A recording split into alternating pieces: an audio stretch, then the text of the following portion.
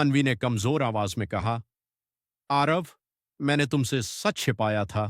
मेरा श्राप अभी टूटा नहीं है, बल्कि उसका दूसरा हिस्सा अभी बाकी है। आरव हैरान, क्या मतलब? मैंने तो तुम्हें बचा लिया था। अनवी की आंखों में आंसू भर आए। जिस काले धुएं ने मुझ पर श्राप लगाया था, वो अभी खत्म नहीं हुआ। वो अब तुम्हें अपना निशाना बनाएगा। आरव ने उसका हाथ कसकर पकड़ लिया। तो वो मुझ तक पहुंचे, इससे पहले मैं उसे खत्म कर दूंगा।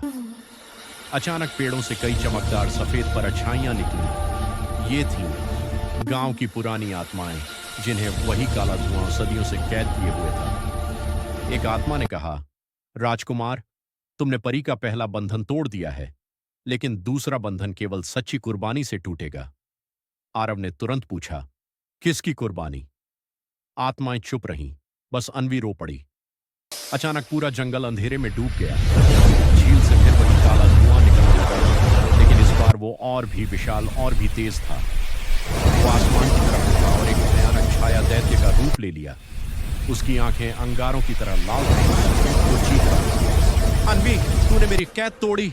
अब मैं इस राजकुमार की जान लेकर तुझे फिर अपूर्ण बना दूंगा। छाया दैत्य बिजली की तरह आरव पर छूटा, लेकिन इस बार आरव डर नहीं रहा था।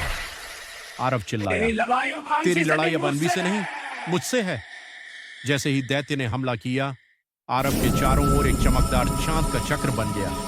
अनवी ने अपनी सारी बची हुई रोशनी उसमें डाल दी थी। धुआं और रोशनी टकराए, एक बड़ी चमकदार विस्फोट की आवाज, पेड़ों की पत्तियां हवा में उड़ गईं, जंगल कांप उठा। जब रोशनी कम हुई, काला दैत्य पीछे धकेला जा चुका था, लेकिन आरव बहुत कमजोर हो चुका था। अनवी उसके पास दौड़ी। उसके चेहरे पर डर, दर्द और प्यार सब था। आरव, तुमने ऐसा क्यों किया? यह श्राप मेरी वजह से है। आरव मुस्कुराया, अगर मेरी जिंदगी से तुम्हारी जिंदगी आजाद हो सकती है, तो यह सौदा मुझे मंजूर है। अनवी की आंखों में आंसू चमकने लगे। उसके आंसू जमीन पर गिरते ही चांदी की लकीर बन गई, और अचानक झील से एक नरम सफेद प्रकाश उठा और दोनों को घेर लिया। सारी आत्माएं मुस्कुराने लगी। अनवी ने हैरानी से पूछा, ये क्या हो रहा है? आत्माएं बोली, सच्चे प्यार की कुर्बानी हमेशा मौत नहीं होती। कभी कभी वो श्राप को चमत्कार में बदल देती है। दोनों को चमक ने घेरा, और जब प्रकाश कम हुआ, आरव और अनवी पहली बार सामान्य इंसानों की तरह पूरी तरह जिंदा खड़े थे। लेकिन तभी झील के अंदर से एक और काली आंख खुली, जैसे कोई और ताकत अभी जाग रही है।